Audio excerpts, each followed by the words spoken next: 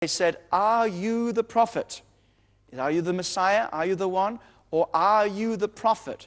Who were they talking about? They were talking about this great prophet who would come. And many people believed he would be this messianic figure, as is predicted in Deuteronomy 18. And then in Acts chapter 3, Peter shows that he believed that Jesus was the long-awaited supreme prophet. When Peter is preaching in Acts 3, verses 22 to 24, he says, "For Moses truly said to the fathers, the Lord your God will raise up for you a prophet like me from your brethren. Him you shall hear in all things, whatever he says to you. And it shall be that every soul who will not hear that prophet shall be surely destroyed from among the people. Yes, and all the prophets from Samuel and those who follow, as many has spoken, have also foretold these days." So Peter believed that Jesus was that supreme prophet that Moses prophesied about. But it wasn't just a few people who recognized this. Everywhere we see testimony that people believed Jesus was a prophet, if not that prophet, the prophet. Cleopas realized that Jesus was a prophet because of the things he said and did. Luke 24, verse 19. It says there, "And he said to them, 'What things?'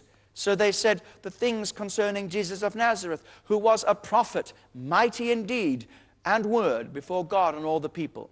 These were the two disciples on the Emmaus road. And they said, Jesus said to them, he was resurrected, but they didn't know who he was. He'd hidden himself from them and hidden his true identity from them. And they said, "Well, you're the only person who doesn't know what's been happening in Jerusalem. Jesus of Nazareth, a mighty prophet in word and deed." And here it showed that they acknowledged that he was the prophet. The Samaritan woman at the well acknowledged that Jesus was a prophet because he knew about her private life. The crowds accepted Jesus as a prophet when he fed the 5,000. And they also received him as a prophet when he rode into Jerusalem on the donkey in Matthew 21, verse 11. The multitude said, "This is Jesus, the prophet from Nazareth of Galilee."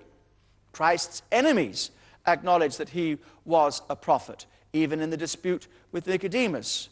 Nicodemus said in John 7, verse 52, they answered him and said, "Are you from Galilee? Search and look, for no prophet has risen out of Galilee." Well, they know that the enemies referred to him as a prophet. They tried to disprove it because they were trying to show he can't be the real prophet, because the Pharisees were trying to disprove that he was the prophet, the Messiah. But Nicodemus knew when he said, "Look, you must be from God, and we know you are from God, because no one could do these things unless God were with him." In other words, he was acknowledging that Jesus was fulfilling a great prophetic role and prophetic ministry.